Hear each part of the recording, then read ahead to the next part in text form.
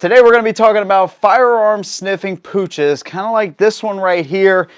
This guy has smelled enough gunpowder on me and Miss Sex Shot for a whole lifetime. But is this something that you should be concerned with? I actually had an Instagram follower send me a story out of Ohio. A specific mall is putting up signs talking about gun sniffing dogs. So is this something you should be worried about? Is this something that would make you feel better if you actually saw this? That's what we're going to be talking about today, so let's go ahead and get right into it. So, the first thing we'll talk about, would this make me feel safer? So, Miss Techshot actually brought up a really good point.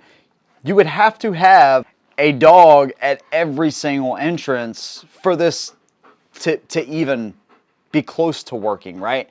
And so, if they do have a dog at every single entrance, and they're able to kind of slow down the influx of people, obviously it's going to take longer for people to get checked in properly.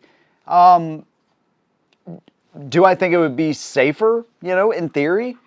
Yeah, I don't see any problem with that. Even if you had like metal detectors as a second barrier of entry, then that would be even better, right? And so these are kind of some of the same things that I've talked about implementing in schools, man. If you're going to protect a mall, which all life is important, right? But children are our most important asset. So if you're going to put these things in a mall, definitely put these things in a school, man. So dogs are very smart. They can smell gunpowder. This one here smells gunpowder all the freaking time. And I've seen a lot of stories from Ohio where the officer comes up to them. They say, "Hey, do you have any guns in your home?"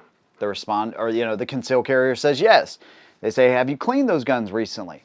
They say yes. And then they just kind of leave it alone, right? So do these officers believe in this kind of policy? Maybe some of them don't.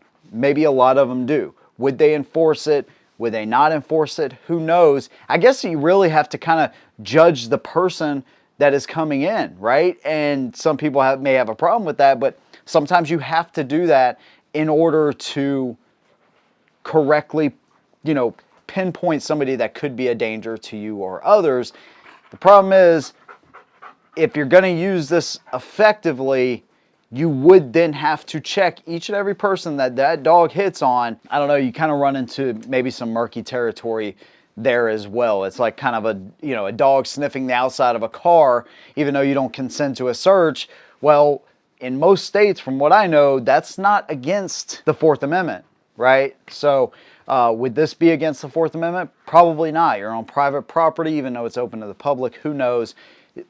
Long story short, do I think this could be safer? Yes, but I think there could be a possibility of a lot of loopholes in there as well. So the other thing is, would I still carry into an establishment that has these signs posted and I know they have gun sniffing dogs? Well, Ohio is actually a little bit different than South Carolina. South Carolina says you have to have a sign that has a silhouette of a gun pointed a certain way. It has the red arrow crossing through it. It has to be so many inches off the ground, and you have to really be able to see it. And if they don't have that, if the establishment doesn't have that no concealed carry guns allowed sign in the correct spot, it's basically null and void. Ohio's different. As long as it's in a conspicuous area where it's really hard to miss, then anything pretty much goes. So a freaking business owner can write it on a paper towel, "No firearms allowed," and if it's in a conspicuous spot, then you have to abide by that. So here's something that I think every single person can do. Would I go into that establishment? Most likely I wouldn't, because there's almost always an alternative to that establishment where guns are welcome. Okay, there is nothing that I can think specifically in a mall that I have to have so bad that I can't go to an establishment that will support my right to carry.